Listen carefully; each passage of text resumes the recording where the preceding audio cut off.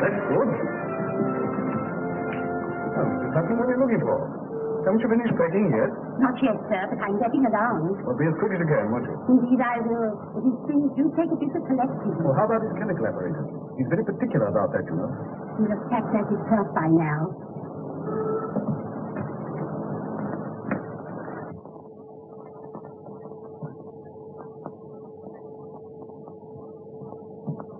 Really, Holmes, this is too bad. You realize that my wife and the rest of the furniture will be here at any moment.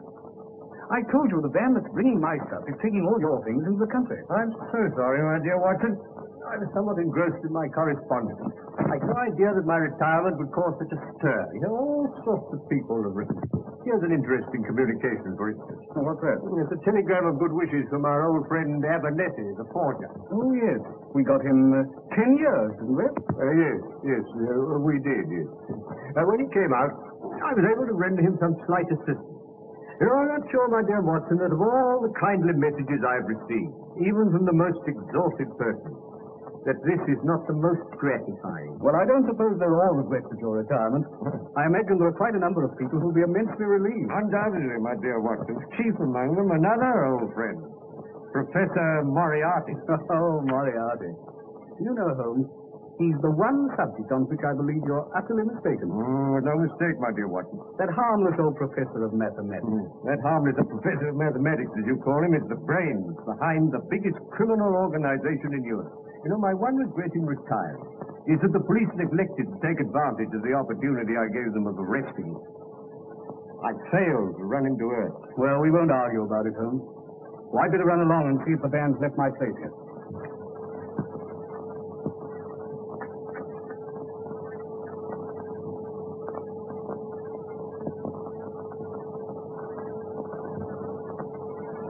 Excuse me, Mr. Holmes. There's a gentleman outside. Wants to see you very particular. Oh? What's the gentleman like? He's an old gentleman and very tall. Ask him to come up. Yes, sir. Another well-wisher.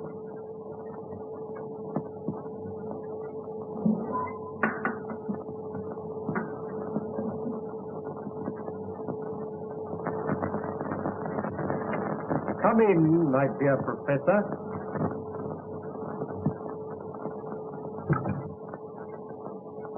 May I point out, Mr. Holmes, that it is a very dangerous habit, keeping a loaded revolver in the pocket of one's dressing gown? Just a slight precaution, Professor. As a matter of fact, I half expected a visit from you to satisfy yourself personally that I really was going. Your perception, as usual, does you credit, Mr. Holmes. I must confess that, personally speaking, I cannot regret your intention to retire. I can well believe you, Professor. I also feel that from your own point of view, it is a very wise course. In fact, it is the only course possible. I'm afraid I don't quite follow. Do you not, Mr. Holmes? Allow me to refresh your memory.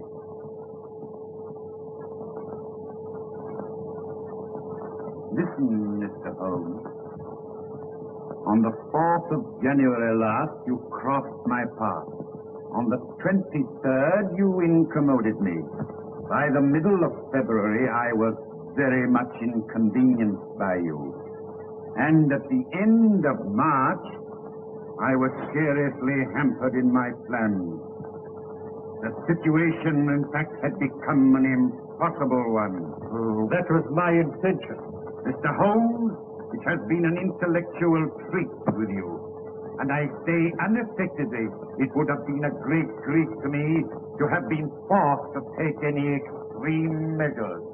Danger happens to be part of my trade, Professor. Danger? It isn't a question of danger, but of inevitable destruction. Therefore, I say again, you are wise to retire. When you once get to the country, take my advice and stay there. And suppose I should reconsider my decision. You have my warning. I wish you a pleasant and permanent retirement.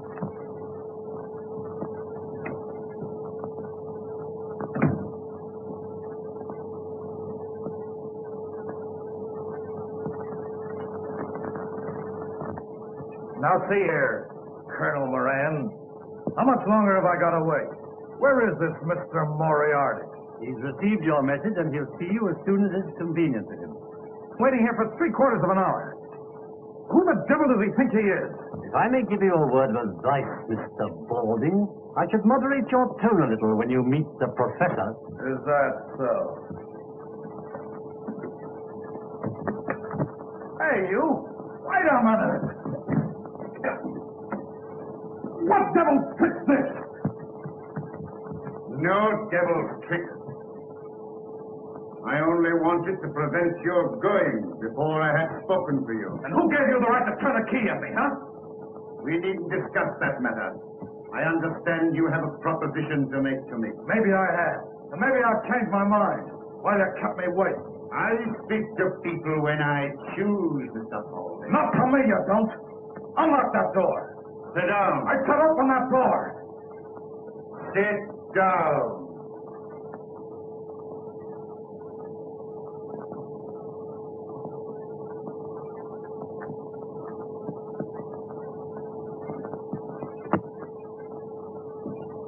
You're merely wasting time. You traveled here on a false passport, and the American police would be interested to know your whereabouts. So you will do as you're told. Okay, Mr. Moriarty. I understand you represent an American society which is anxious to remove one of its ex-members, who is now living in this country under an assumed name. That is so. And you wish the aid of my organization. What do you propose to pay? $50,000. Reasonable. Now you will tell me all you know about this man, how you traced him to England, when he arrived here, and in what part of the country he was last heard of. Colonel Moran speaking. Yes, he's interviewing the professor now. Yes, we're quite satisfied with his credentials. It's simply a question of whether the professor decides to take up the case or not. I will take up the case, Mr. Balding, on one condition. Yes? That you place yourself entirely in my hands. Carry out my instructions implicitly and obey my slightest order without question. Very well. Good. You will now return to your hotel. You will make no move whatever until you hear from me. When's that likely to be? It may be a week. It may be a month. Rest assured you will hear from me. When I am ready, your orders will be delivered by hand. You understand? Yeah, I get you. Very well. You will now find the door open. Good day. Okay. I'm relying on you, Professor. Oh, by the way, don't forget...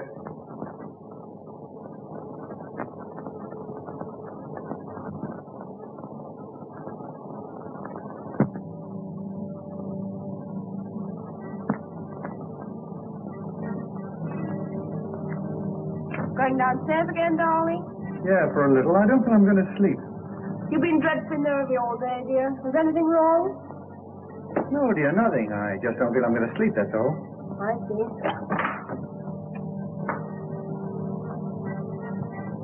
Hey, Jack. Anything wrong? No, I ran up my glasses downstairs, that's all. Not much. Right, Jack.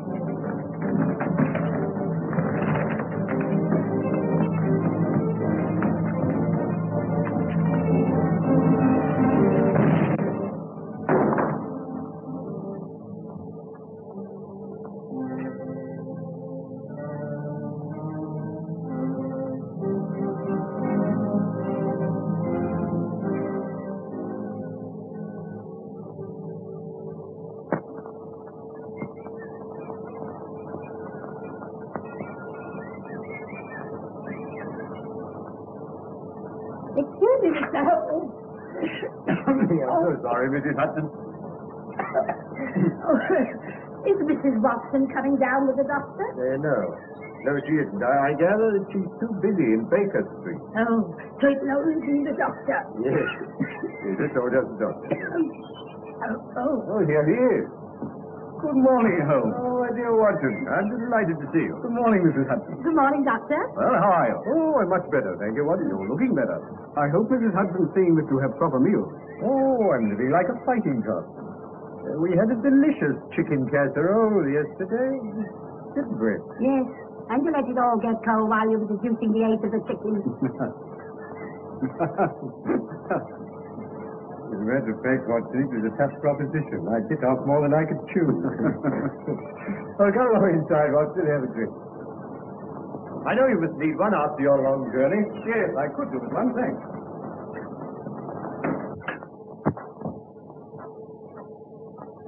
Oh, this is very nice, Holmes. No, help yourself, Watson. Thanks. It's sulfuric acid. You're developing a curious sense of humor, Watson. So, how's over there? Well, you settled in comfortably in Baker Street? As far as I can see, we are, but Mrs. Watson doesn't seem to think so. No, you've been moving things about a bit. Yes. You moved your shaving mirror over to the fireplace. Yes, that's right. My wife has a dressing table where we used to have. How did you know? My dear Watson, you're a man of precise habits and considerable regard for your personal appearance. Yes, I observed that whilst the right-hand side of your face is closely shaved, the further we get to the left, the more careless your shaving appears. When we come to the angle of the jaw, well, it is positively suddenly. See, I deduce, therefore, that you placed your shaving mirror where the light strikes on the right side of the face. The bed must obviously be across the end of the room, therefore the fireplace is the only place left which could produce that result. Amazing, Holmes. Elementary, my dear Watson. Elementary. Oh, by the way, I've got a letter for you. Oh, very nice very much. Hello. This is interesting. No? This is a letter from Porlock. Well, who's Porlock? Well, it's rather difficult to say.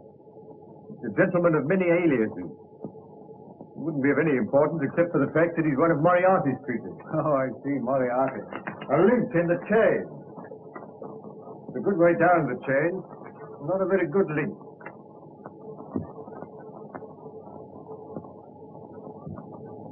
Now, look here, Holmes. Please remember that you've retired. Twice he sent me advance information that has enabled me to prevent a crime. Whether it was his conscience that made him do it, or a £10 note sent to him by devious measures, I've never discovered. What do you make of that, Watson? I don't want to make anything of it. Put it in the waste paper basket as it was done. My dear Watson, I'm willing to put anything in the waste paper basket if I can do so with a clear conscience. I might never forgive myself if I did so in this case. What do you mean? I mean that something sinister is afoot, Watson. Just cast your eye over there. Obviously in cipher. How true, Watson, how true. I'm glad you spotted it. Yes, there's only one word, Burlston. And then there's a series of numbers that obviously represent other words. Probably taken from some book. Now, the point is, what book? Well, why doesn't the fool tell you? My dear Watson, send the key of the cipher in the same envelope as the cipher itself. Oh, no, my dear fellow, the key will probably follow in another envelope. And meanwhile, it might be instructive if we try to decipher this ourselves. Now, the cipher message begins with the number 534. Mm-hmm. Well, that's probably page 534. So we've got a large book. The next sign is C2. What do you make of that, Watson? Chapter 2, of course. Well, hardly that, Mr. Watson. What size book would it be if Chapter 2 were on page 534? Well, column length. Brilliant, Watson, brilliant. Really, you're scintillating this morning. Now, we've got a large book, printed in double columns. Any other suggestions? The Bible? My dear Watson, you excel yourself. As I remarked just now, Porlock is one of Moriarty's men, and I can hardly imagine any less likely book in his possession than the Bible. No, the Bible has too many editions. No, this must be a standardized book, and page 534 would be the same in all copies. Try again, Watson. How about Bradshaw? For the ABC. Well, that's a good idea, Watson, but if I may say so, it's not quite good enough. I know, Whitaker's Almanac. Now, come along. And let's see what page 534 has in store for us. Just write this down.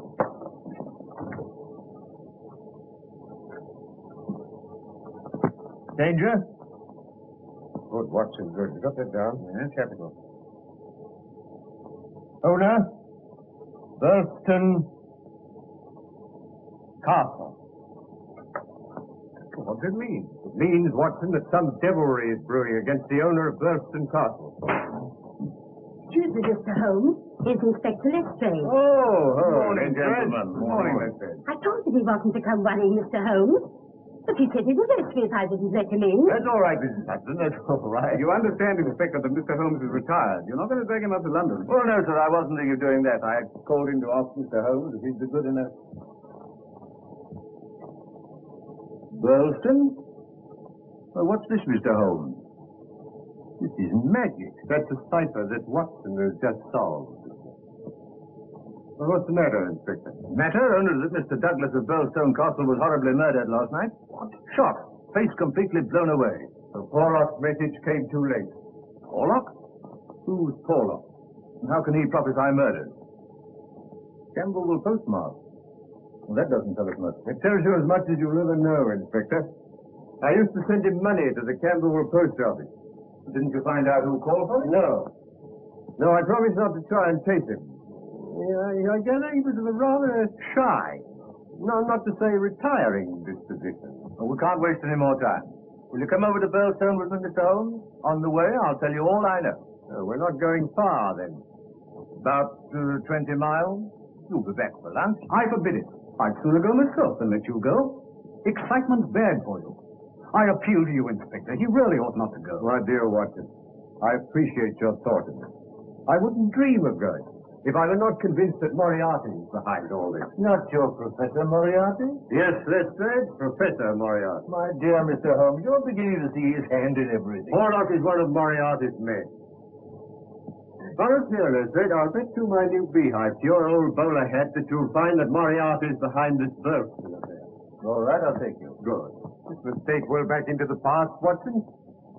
I suggest these are the remains of the old outer fortifications. Yes, obviously. Well, I suggest, Mr. Holmes, that we should do better to go inside and view the scene of the tragedy. My dear Lestrade, I always think it wise to get one's bearings before proceeding into deeper waters. My dear Watson, what kind of a tree is it that comes to maturity and blossoms in water? No. This water is a recent addition. Makes it much more difficult to get out of the window. Yes, Watson. Or to get in. Possibly Mr. Douglas anticipated this crime. Inspector Griffith. This is Mr. Sherlock Holmes. How do you do, sir? How do you do? Oh, this is my friend, Dr. Watson. How do you do? How do you do? Well, shall we get in? By all means, Inspector. This is what it was done with, Mr. Holmes. I found it lying just there. There was no signs of a struggle except the peculiar position of that chair. Tell me, who else besides Mr. Douglas was in the house at the time of the tragedy? Mrs. Douglas and Mr. Cecil Barker, a friend of the family. Here you are, Mr. Holmes. Dear me, these are dreadful injuries. Must have been at point-blank range. Whoever did this didn't intend to miss. Well, one could hardly miss with a sawn-off shotgun. American, Pennsylvania Small Arms Company. You'll observe that the triggers are wired together. We got both barrels at once. And what do you make of this card, Mr. Holmes? VV341. It's found pinned to the body. Rough cardboard. It's not written in this room. See, this was done with a broad nib. These are signed. What does it mean, Holmes? You say the drawbridge is raised every evening? Yes, about sunset. And the tragedy occurred about 11:30, yes. Obviously suicide. We thought that at first, sir. You've observed, of course, that someone has been hiding here. Distinct marks of muddy boots.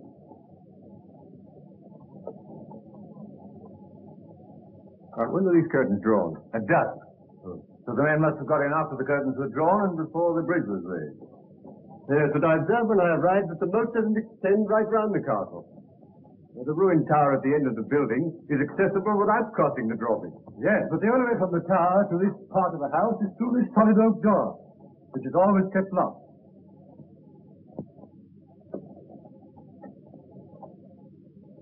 Is it? By Jove, Holmes.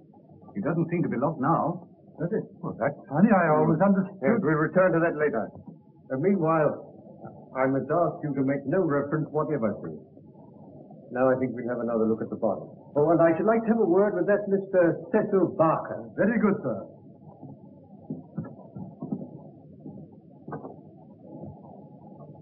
What do you make of this curious mark on Douglas's forearm, Holmes? Do you think it's a sign of some secret society? How would you say that was done, Watson? It isn't tattooing. No, it's a brand. It's been done with a red-hot iron. Very painful. Mr. Barker, this is Mr. Sherlock Holmes. How do you do? I'm very glad you're able to come, Mr. Holmes. This is my friend, Dr. Watson. How do you do? How do you do? Now, Mr. Barker, I understand you discovered the body. Yes, I heard the shot and came straight down. Poor Douglas is lying where you see him now. The lighted candle was on the table. This candle? Yes. And you gave the alarm immediately? Yes, I rang the bell for Ames. That's the butler. And a minute later, he came in. So that within 2 minutes of the murder, Ames was in this room? Yes. What was the first thing he did? He put that lamp he was carrying on the table. It blew out the candle. As a matter of fact, I was here so quickly myself after the shot. I must actually have been in the room while the murderer was escaping through the window. Why do you say through the window? Because there's no other way out. That door to the tower is always locked. But we just... Now tell me, Mr. Barker, did Mrs. Douglas come in here after the tragedy? No, I was able to stop her just in time. How long have you known Mr. and Mrs. Douglas? About a year. I met them when they first came to Fitzman. How long have they been here? About 9 months. You don't know anything about Douglas's past life. He used to live in Chicago. You never heard him speak of any secret society. Funny you should mention that. He never told me about it himself, but I always got the impression that he was a member of one, or an ex-member. You don't know what that mark on his arm was? No. I've seen it often, of course, but he never told me what it was. I never liked to ask him. It was one of the things that rather made me wonder about that secret society. Anything odd about his behavior at any time?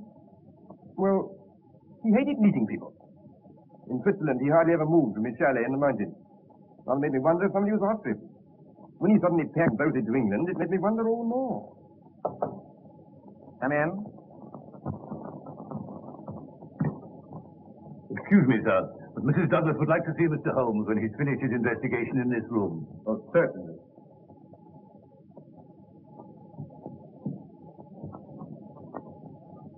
Mr. Barker, would you be good enough to tell Mrs. Douglas that I'll be with her in a minute? Oh, Ames? Yes, sir. As you're here, you may as well answer a few questions. Very good, sir. Regarding the tragedy, did you hear the report of the gun? No, sir. You know what these old houses are. Walls are a mile thick. Now, Ames. Yes, sir. When you entered the room, this candle was alight, I understand. Yes, sir. Where would Mr. Douglas have got it from? His bedroom, sir. I had orders to see that one was always on his bedside table. And you put this one there yourself? Yes, sir. I remember he told me his old one had burned right down, so I put in a new one. Oh, it was a new one? Yes, sir. It hasn't been relit since the tragedy? No, sir. I'll vouch for that, sir. Ah.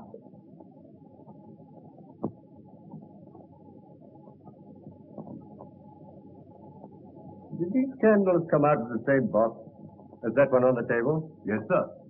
Yes. Yes, thank you. Have there been any strangers about the place lately? No, sir. Oh, wait a minute. An old gentleman did call a little while back to look over the ruin part. But we often have people come to see that. It dates from the Norman Conquest. That's right. Right. Well, there's nothing more that you can tell me, eh? No, sir. I can't make head or tail of the whole thing. Fairly beats me. And the wedding ring being missing, too. Wedding ring? Didn't Mr. Barker tell you? Not a word. What about the wedding ring? The master always wore a plain gold wedding ring under the one with the rough gold nugget on it. Under? Yes, sir. I never saw him without it. And for the murderer to take that and leave the other seems so strange, doesn't it? Yes. Yes. Oh, there's just one more question, Holmes. Did your master ever do exercises in the morning? Yes, sir. Every morning. As regularly as clockwork. I see. Thank you. Thank you. Will that be all, sir? Yes, thank you.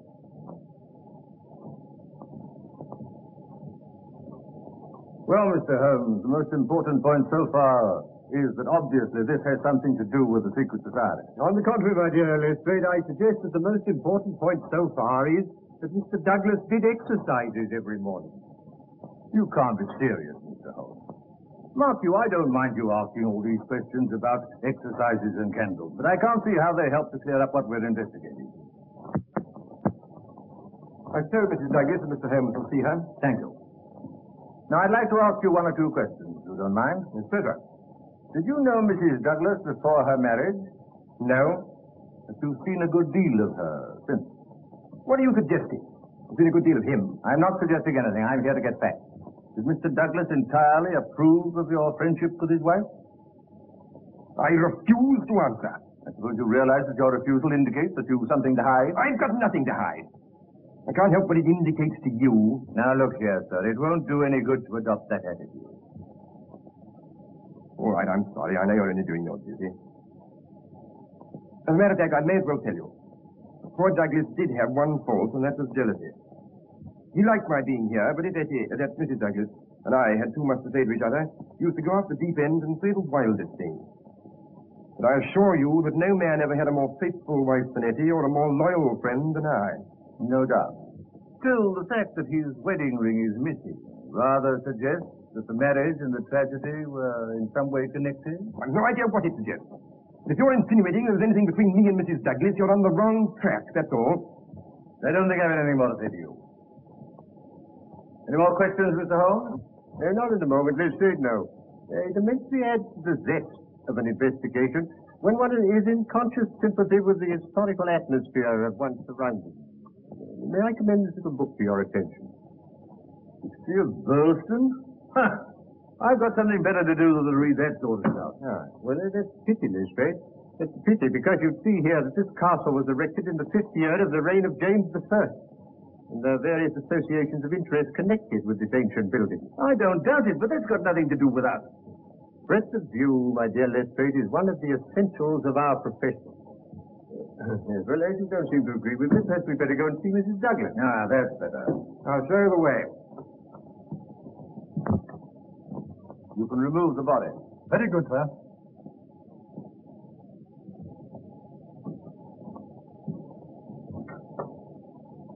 Etty. You've met Inspector Lestrade. This is Mr. Sherlock Holmes. How do you do, Mr. Holmes? How do you do? Well, may I present my friend, Dr. Watson? How do you do? It was good of you to come, Mr. Holmes. Not at all. I hope I may be of service to you. Won't you make yourselves comfortable? Well, I think I shall leave you now. If you want me, I shall be in the garden.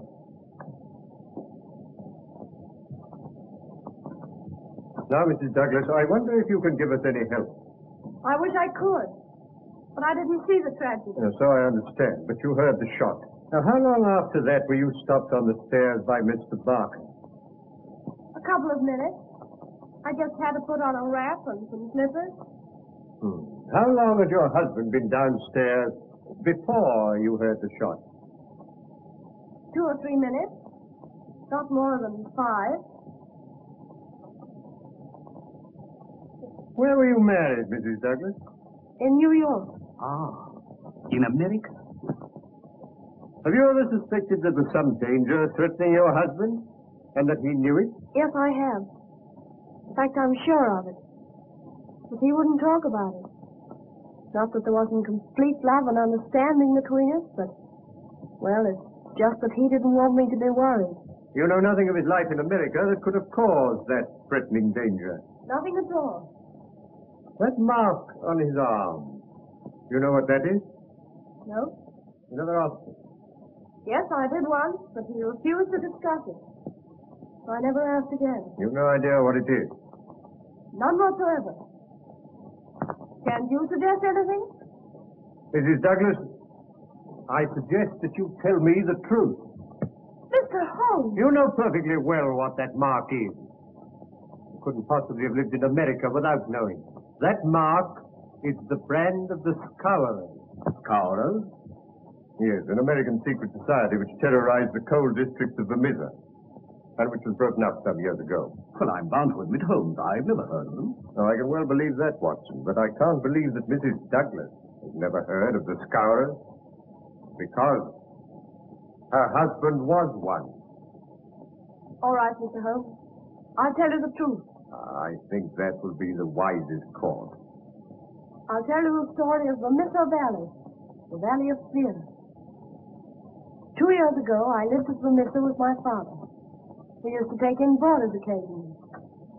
And one evening, I went down to the depot to collect a package.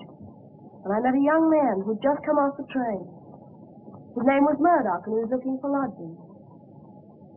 The minute I set eyes on him, I knew he was the one man in the world for me. I told him about our place, and he said he'd call later.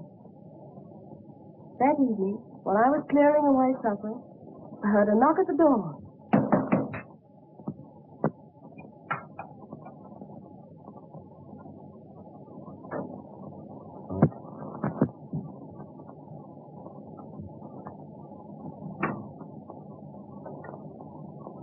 So you've turned up, Mr. Murdoch. I sure have.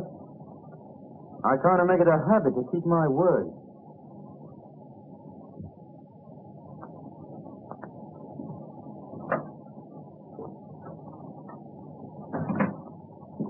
Who's that, Eddie? Someone to see you about a room, Dad. Eddie, so that's him, is it? Mine's Jack. This is Mr. Murdoch. He wants to board with us. Well, suit me fine. Well, take your things off. Thanks. I dare say we can fix it. $20 a month for the term. That's all right for me. I better give you my first month. Okay. We've come into the sitting room.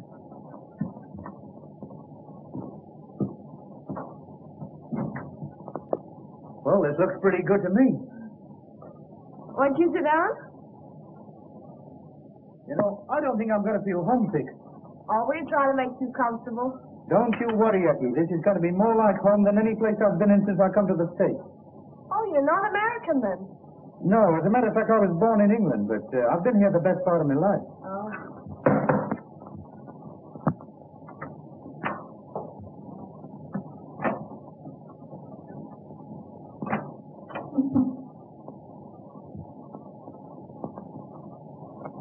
Why, hello, Ted.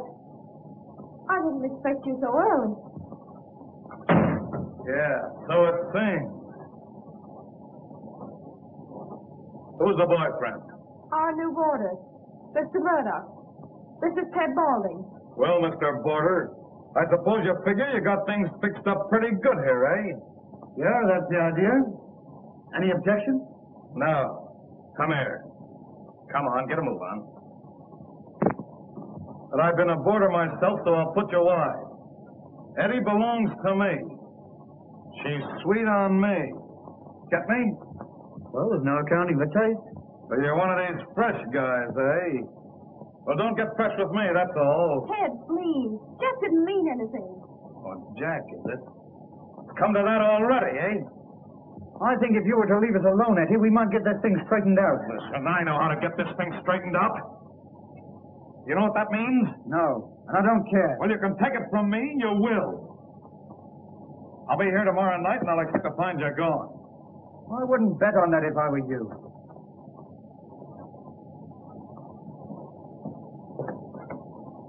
You'll be sorry you ever came here before I'm through with you. Get out. Why, you're not going, Ted?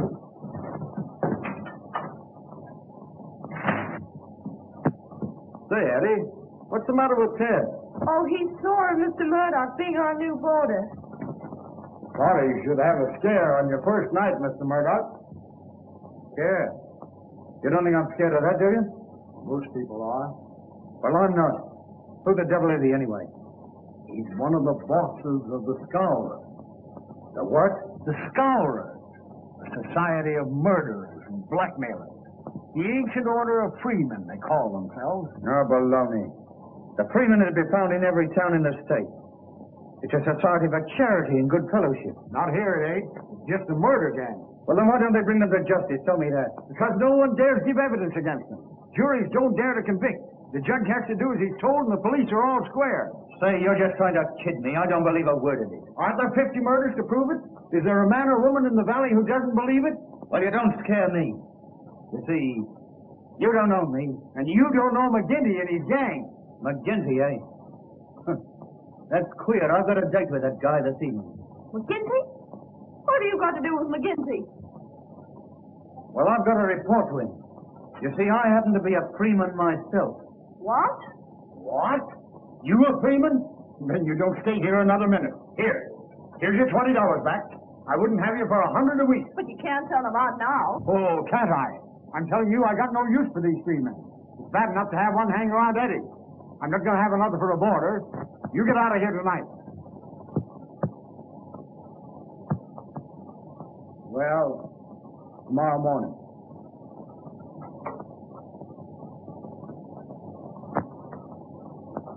I'm sorry. That's all right.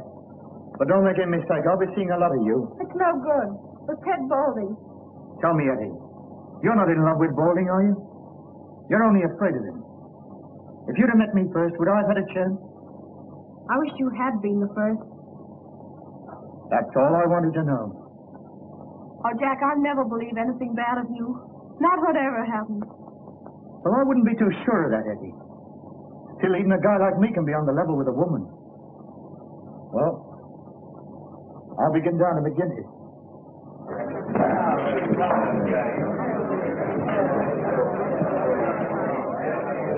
Whiskey. Well, stranger, I don't seem to call your face to mind. No, I'm new here, McGinty. Counselor McGinty, to you. Well, I'm sorry, Counselor. I was told to come here by Brother Scanlon, assembling 341 Vermissa. I drink to your health and I'm better acquainted. Oh, it's like that, is it, Mr. Murdoch? I'd have to look a bit closer into this, Mr. Murdoch. We don't take people on trust in these parts. There's some little talk in private. Yeah. You mind stepping through that door there?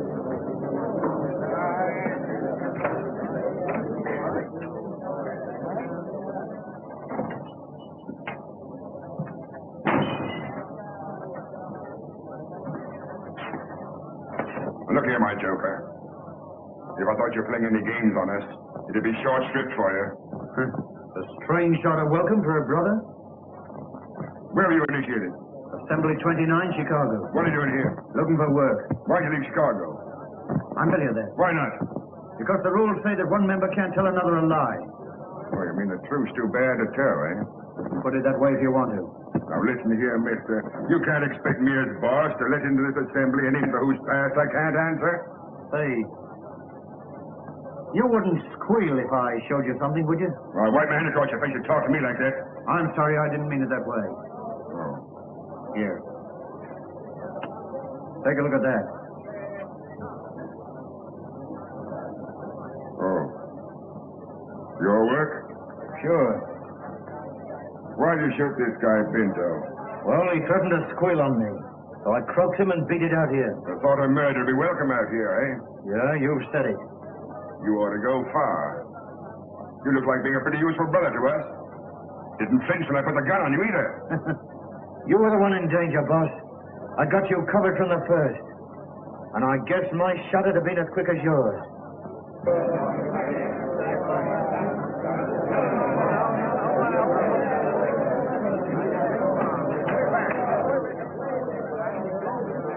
So you got here first, did you? I want to have a word with you about this man. Yeah, you say it right now while I'm here. I'll say it how and when I please. I'm content to leave it to you to judge between us, Counselor. Well, what is it? Well, a young lady. I think she's free to choose for herself. Is she? As between members of the assembly, I should say she was. Well, that's your ruling, is it? Yes, it is. Were you thinking of disputing it? You'd back a newcomer against me, would you? Well, you're not both for life, Jack McGinty. And let me tell you this. When it comes to the voting... You've been asking for it a long time, Baldy. Now you've got it. I've got nothing against you, boss. All right. Now, we can't have bad blood between brothers. Go along in the bar, and I'll buy about the drink.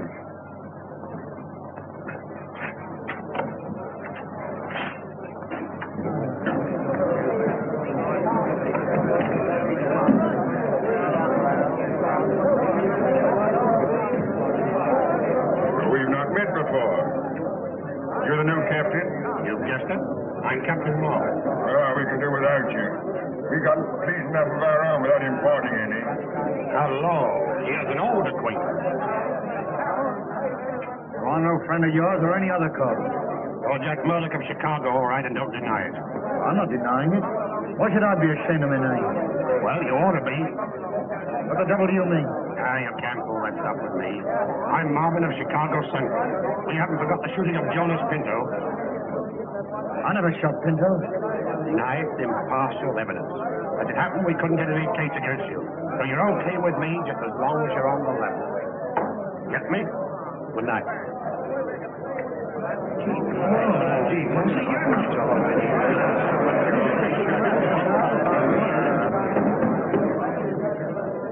Well, boys, here's a new brother from Chicago. We'll just have drinks all round, and then we'll swear him well and truly into the assembly. We got a special initiation here in Vermissa Valley, and you can't be one of us till you've been through it. That's okay with me.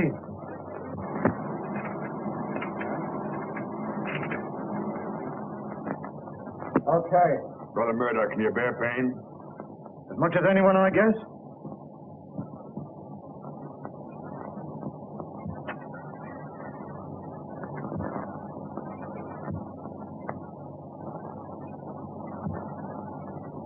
Well done, brother. Now, one last word. You'll obey my rulings at all times, and the penalty for breach of faith is inevitable death. I understand. Well, boys, we must get to the business of the evening.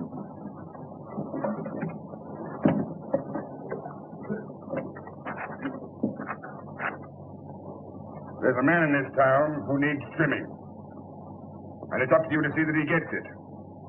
I'm speaking of James Stanger, editor of the Herald. You seen how he's been panning us again in his dirty rags? Yeah. Why don't we bump him off? That might cause more trouble than we need ask for. But I guess you can give him a pretty severe warning. Will you take care of that, Bowling? Sure thing. I'll take Van Schuster along with me. And you, Mansell? And, you, Gower? Okay. And, yeah. You'd better come along with us, Murdoch. We'll see the kind of stuff you're made of. That's okay with me. Come on, let's go.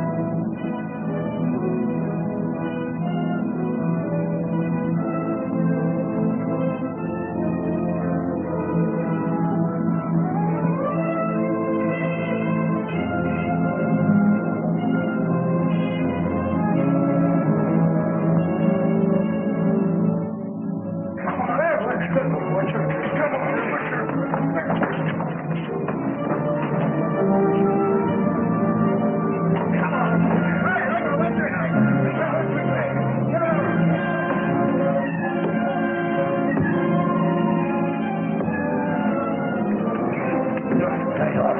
He's a near to this one. Turn back or I'll blow you up yourself. The boss said he wasn't to be killed in me. Yeah, that's all. Lay off, Balding. Come on, Miss.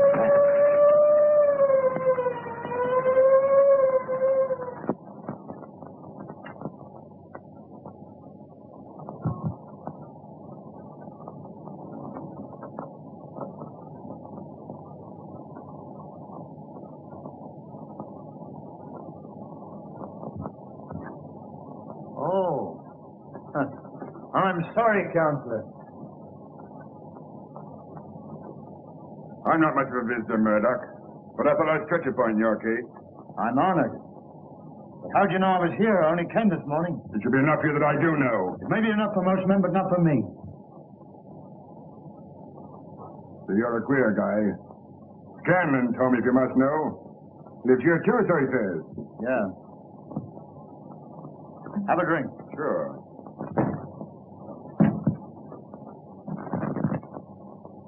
I thought you'd be getting into trouble, Cookie Murdoch of Chicago.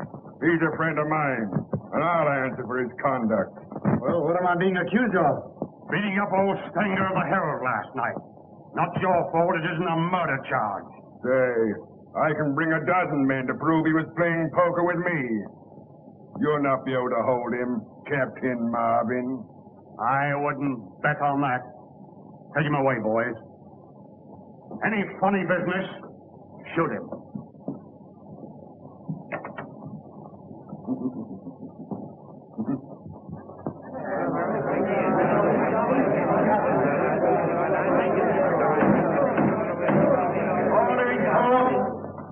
Do you find the prisoner, John Murdoch, guilty or not guilty?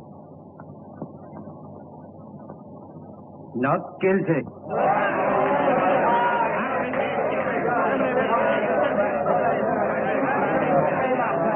Court adjourned.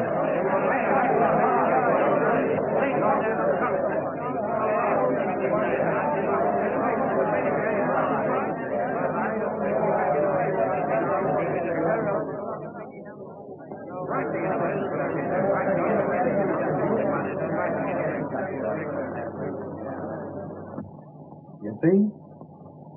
I told you needn't worry.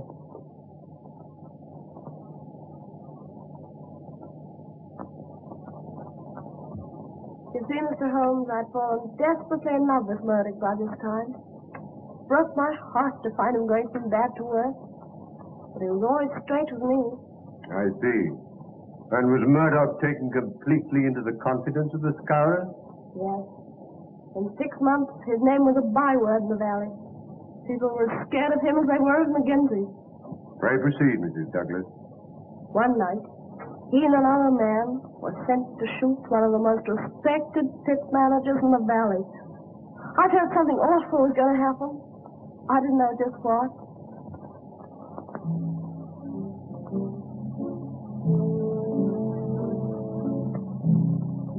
Tell the boys to scram.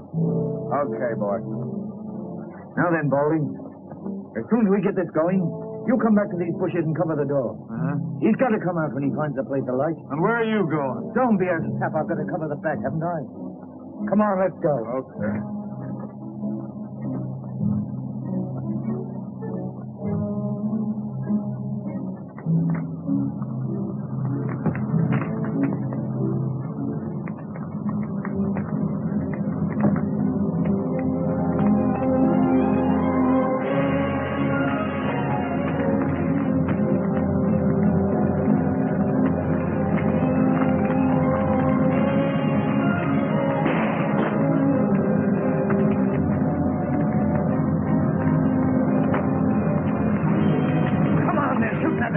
I know they got me. Oh, come on, then.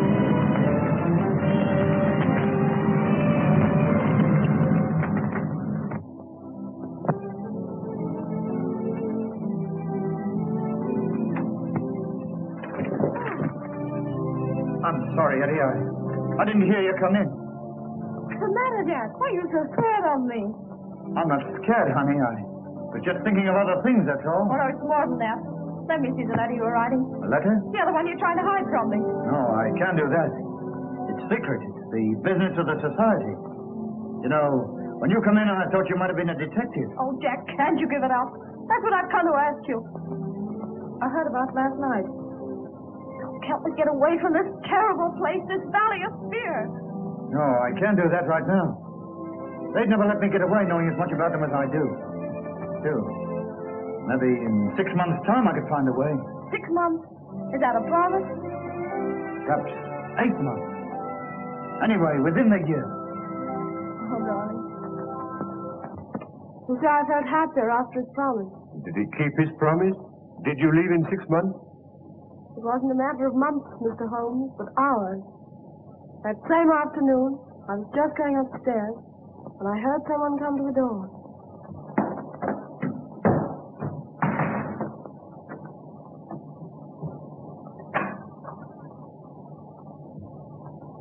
What's the matter, Jack? Trouble afoot. Police? Yeah. A Pilkington detective. Yeah, that don't mean anything to you, I know, but I'm too deep in this thing. I've got to get out. Tonight. And you want me to come with you? Yeah. I'm a strange sort of Romeo for a kid like you, but I'm on the level with you, I think. And we quit tonight? Sure. Is there any danger? Maybe we can stall the danger off, maybe we can't. Anyway, you be ready in case I come for you. I will, Jack.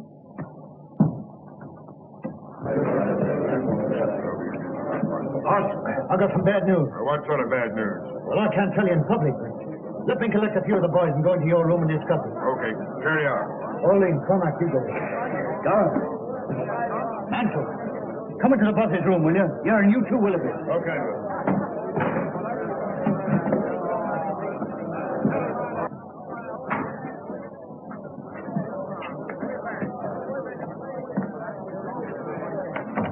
Boys, I've discovered something. Well, what is it? There's a fellow called Bertie Edwards among us. Well, he's a Pilkington detective, and he's collecting evidence against us that'll send us all to the gallows. You sure of this? Yeah, you can take it from me, but I'll give you the details later. Anyone know this guy by sight? Sure, I do. But if we act quick, we've nothing to fear. We got nothing to fear anyway. What can this man know about our affairs? Well, I hope you're right.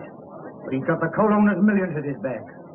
Don't you suppose there may be some weak member among us who can be bought? Maybe he's got our secrets already. No, there's only one cure. That he never leaves the valley alive. For the first time, Balding, you and I agree. Well, do you want me to handle this, boss? Sure, but you better tell us some more about it. Well, the other day I met a fellow who said he was a pressman. And he offered me good money for inside stories of the Scars. Although his face was familiar, somehow or other I couldn't place him. I know now that that was Bertie Edwards. I made a few inquiries and found out he was living at a place called Hobson's Patch, under the name of Steve Wilson. Well, we'll just bump him off quick. No, I've got a better plan than that. Well, what is it? I'll go over to Hobson's Patch this afternoon and locate him. I'll tell him I'm a scholar, and I'll offer him the secret papers of the society for a price. Only as I can't hand them to him in the street, he's got to come to my place to collect them. That'll fetch him. Well, surely you can handle the rest yourself. Only once Mr. Bertie Edwards comes to my place, I don't think he'll leave it again alive, somehow.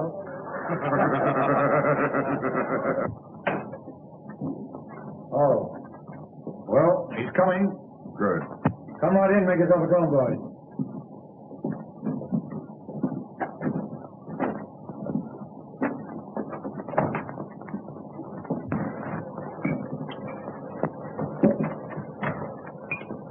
You think he knows much? Well, he's been here 6 weeks. He may have passed on quite a bit. But we'll make him tell us all about it. We'll have the truth out of Mr. Bertie Edwards if he has to cut his heart out to get it. Did you seem to send a trap? No, I got him on the weak point. Told him I'd show him all the papers of the Scars. Well, if we handle it right, they'll never be able to prove a killing. Nobody will see him come up to the house after dark. And I'll lay odds nobody will ever see him leave. Now, here's the plan. You boys all stay here, see? Bertie Edwards will be pretty heavily armed, so we got to take him by surprise. He's going to knock 3 times. I'll go out, open the door, let him come in. I'll leave him in the outer hall, where I come in here and get some papers or something and give you the tip. I'll go back, and while he's reading the papers, I'll get the gun off him. Then I'll give a shout, and the sooner you come in, the better. You're the one to handle him. Not one word of warning does he get till Murdoch has his hand on his throat. Okay, man.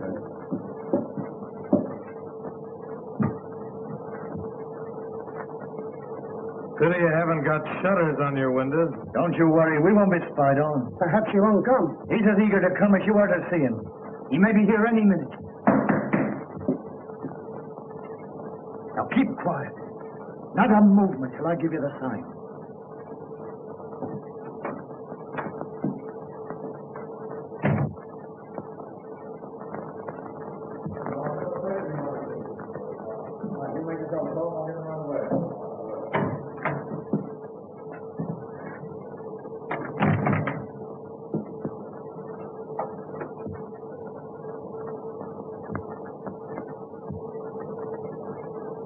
Well, is he here? Is Bertie Edwards here? Yeah, he's here all right. I am Bertie Edwards. I'll get you for this, you rotten cop.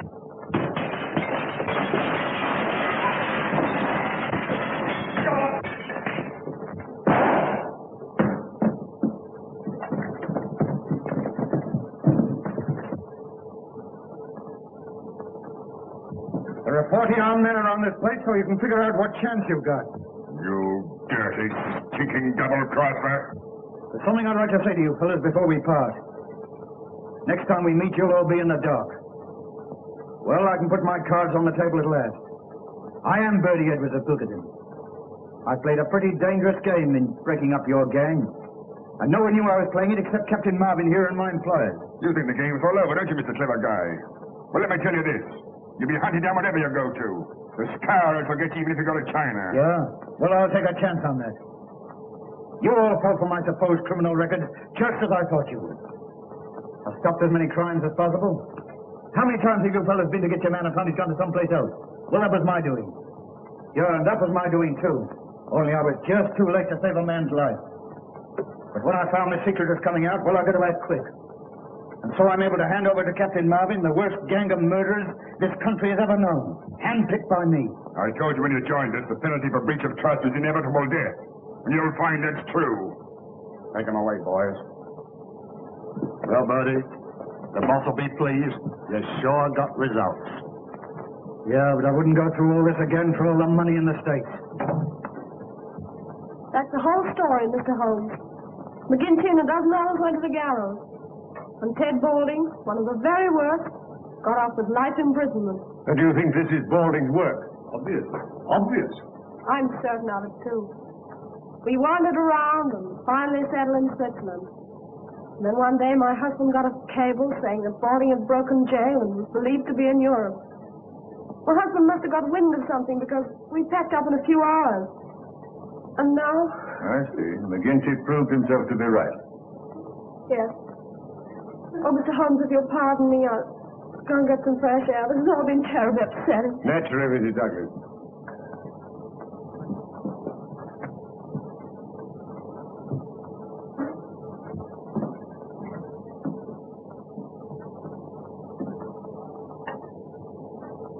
Well, that's all as clear as crystal, Mr. Holmes. All we've got to do is to find Balding, and that shouldn't be difficult. Ah, They may even have got him by now.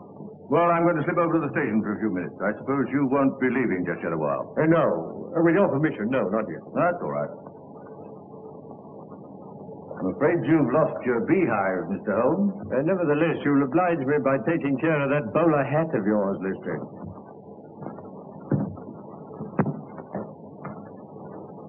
Yeah, didn't take us long to solve that.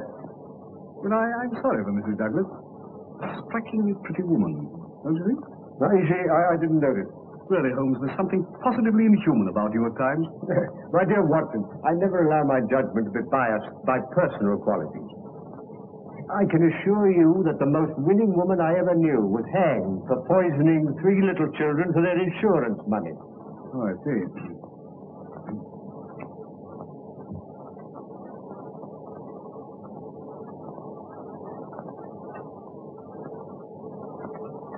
Oh, Ames?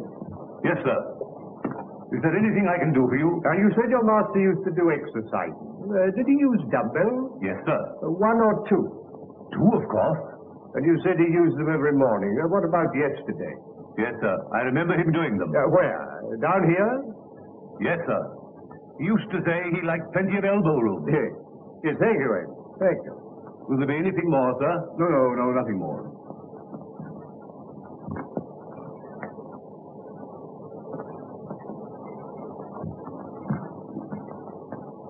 seriously, Holmes, this is all very simple. What's to prevent our going home to lunch? Only that I'm rather concerned about the missing dumbbell, Watson. Dumbbell? Yes. Yes, I'm not referring to the good Lestrade, whom I'm aware has gone to the station, but to the equally solid article used for developing the muscles. One usually looks to them in pairs, my dear Watson. I can only account for one. Now, this is by no means a simple case. What complicates it still more is where does Moriarty come in? He doesn't. Baldy murdered Douglas, and it's Lestrade's job to find him. My dear Watson, you appear to have forgotten that only this morning we decoded a message from one of Moriarty's men foretelling this tragedy. Oh, yes, of course. Yes, so we did. Well, what's the next step, Holmes? You can lend me your umbrella. Umbrella? Yes. But it's not raining. How true, Watson, how true. Nevertheless, I should like it. You brought the one with the crooked handle, didn't you? Yes, I left it in the hall. But that's a wretched weapon, Holmes. Take my revolver. No, my dear fellow. There's no danger. If there were, I'd ask for your help. No, I'm not thinking of doing any shooting, Watson. Just a little fishing. Fishing? Yes. Yes, I want to see what the moat has to offer us. Oh, I see. Fishing.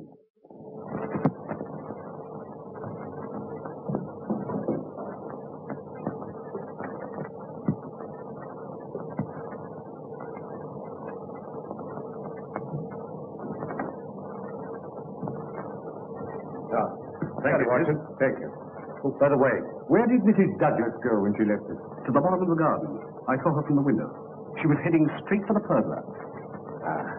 As I thought, Watson, she's probably talking things over with Barker. Now, look here, Watson. I want to be sure they don't come back to the house for a few minutes. Will you, like a good fellow, keep an eye on them and let me know if they make any sign of moving? Yes, certainly. I wanted to offer her a word of sympathy.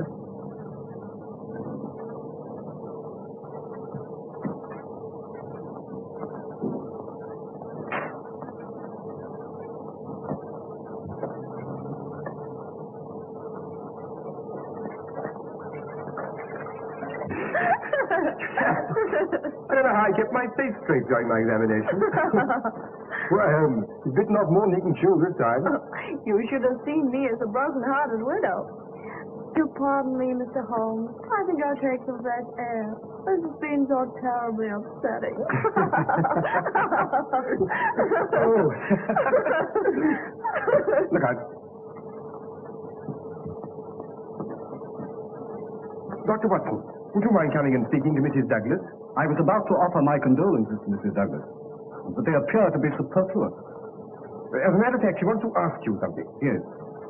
I feel the gravity of the situation calls for some explanation.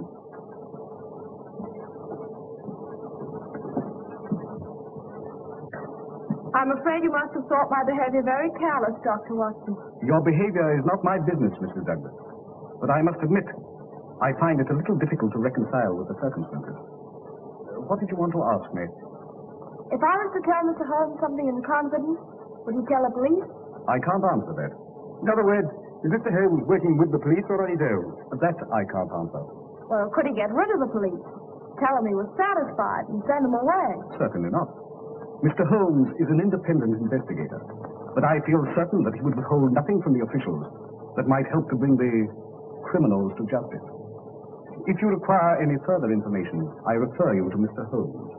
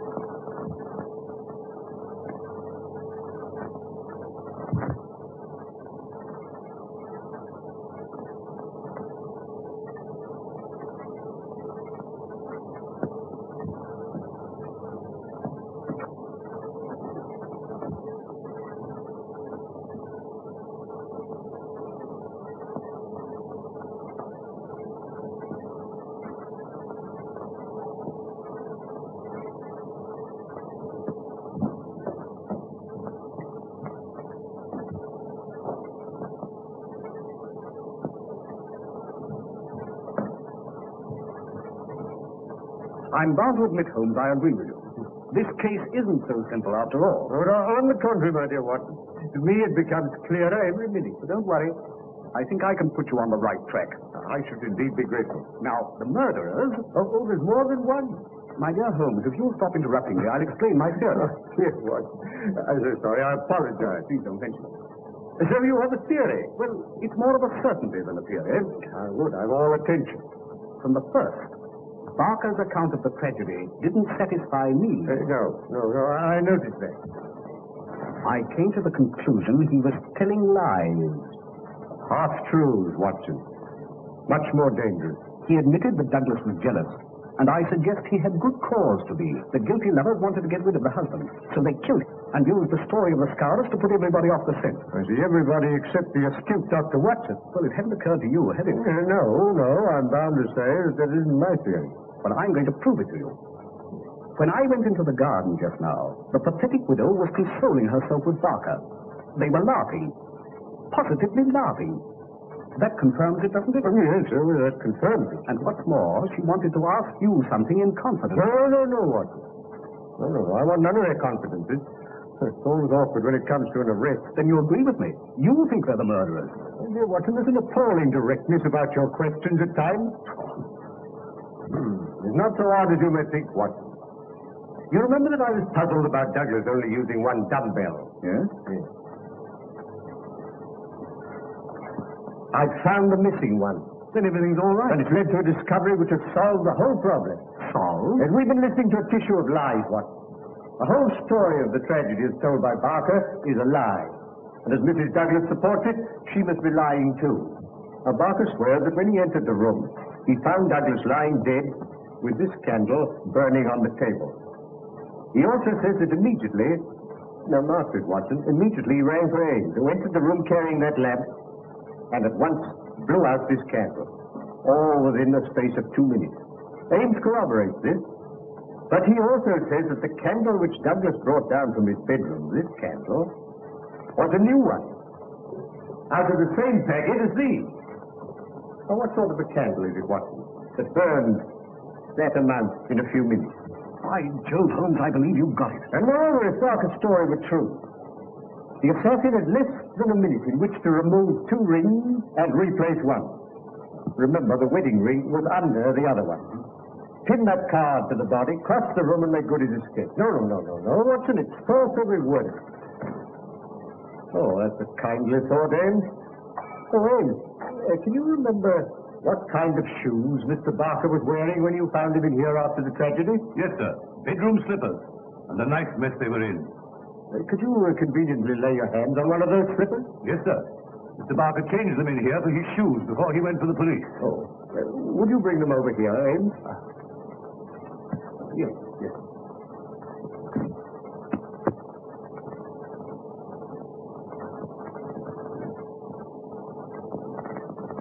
Very well, sir. Thank you, Ames. Thank you. You needn't wait.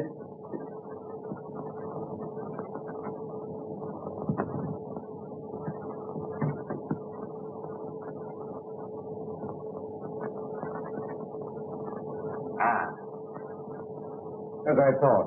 It fits exactly. You mean Barker made that mark himself? It's part of this deliberate conspiracy, Watson, to hide the truth. Then why don't you arrest him? And Mrs. Douglas? My dear Watson, if you asked the good Lestrade, I think he would. No, Watson. These are only small figures in the drama. The principal players you will meet tonight. Where? Here? Pass through that door. In the ruined tower of Burlston Castle. Oh, I see.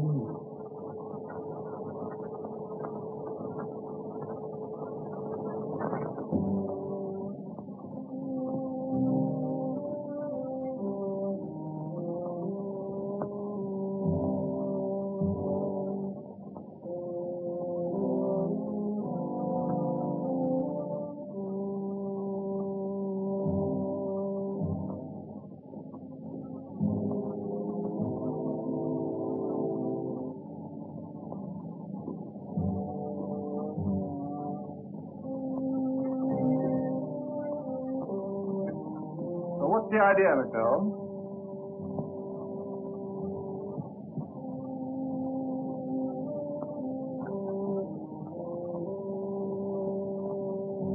Come out, Mr. Douglas. This, well, what on earth are you talking? Mr. Holmes, I believe. Let me introduce Mr. Douglas of Bergston Castle, otherwise known as Birdie Edwin. But Douglas is dead. On the contrary, my dear Lestrade, as you see, he's very much alive.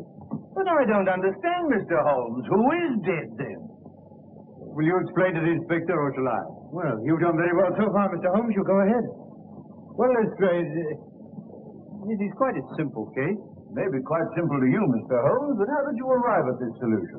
By means of a partially burnt-out candle and a missing dumbbell. Now, the candle proved that Barker had been in the room with the dead man for at least 40 minutes before he gave the alarm. And I had to ask myself, what was happening during that time? What was Barker doing? Yes, I'm afraid that's the point I missed, Mr. Holmes. Well, that's not the only point you've missed, my dear Lestrade. Now, Mr. Douglas was being hounded by the Scarers who'd sworn to kill him. So he retreated to this castle where he took every precaution against intruders. But Balding succeeded in entering during the day, unseen. That night he attacked Mr. Douglas with a knife. It was knocked out of his hand. So he had to use the noisier weapon, the shotgun, which in the struggle went off killing Balding and mutilating him beyond recognition. Oh, I see. Well, that answers your question, Lestrade. But what about Barker? Barker, my dear Watson, on hearing the shot, came down at once. And in order to put the Scarers off the scent, they dressed Balding in Douglas's clothes. The Scarer's mark on the arm completing the deception. Balding's own clothes, Barker weighted with a dumbbell and threw into the moat. Douglas then got dressed, took some food, and went into hiding. And that's what happened, Watson, while the candle was burning down. You see, Lestrade? Am I right, Mr. Douglas? I can certainly hand it to you, Mr. Holmes. Yes. Yes, you came across one little difficulty, however. When you placed that gold nugget ring on Balding's finger, you intended to place your wedding ring there also, eh? But you couldn't get it off, could you? No. Though I've been in a country where wedding rings slip off pretty easily, mine wouldn't. But how did you guess that Mr. Douglas was concealed here? It isn't a question of guessing, my dear Lestrade. The clue was supplied by that interesting little book on Bergston Castle that I once offered you. A clue which was amply confirmed by the equally interesting plan I found in a pocket of Balding's coat. Amazing, Holmes. No, simplicity itself, my dear Watson.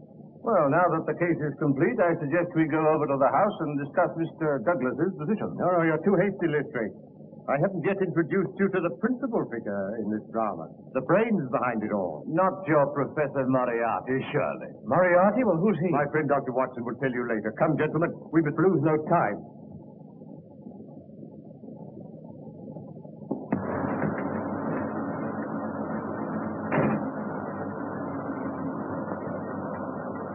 Keep her running, Moran. I'll bring Balding back in 5 minutes. Look here, Mr. Holmes. You can't expect me to believe in this Moriarty theory of yours. Moriarty's no theory, Lestrade. It's a very great fact. Oh, well, we owe you a good deal. I suppose I must humor you. The catching of Moriarty will be the triumph of Sherlock Holmes. Quite apart from you losing your hat, Lestrade.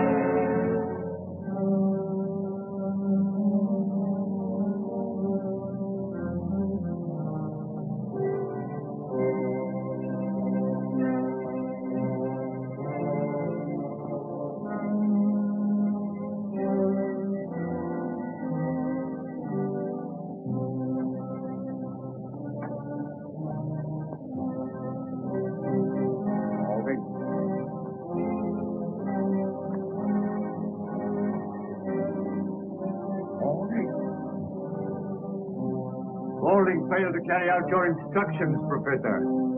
Oh, you're in this, are you, Holmes? Well, I warned you.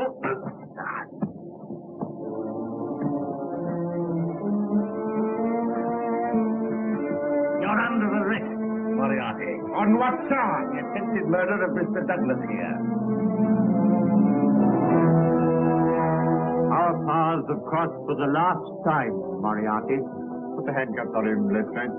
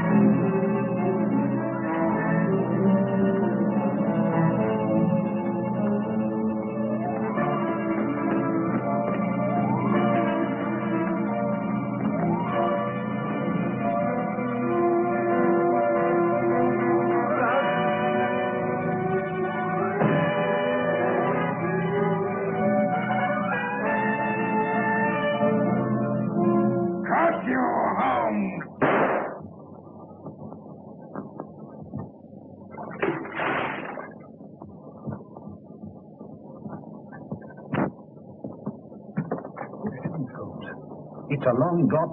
Yes. It is rather more than that required by law, I fancy, my dear Watson, but equally effective.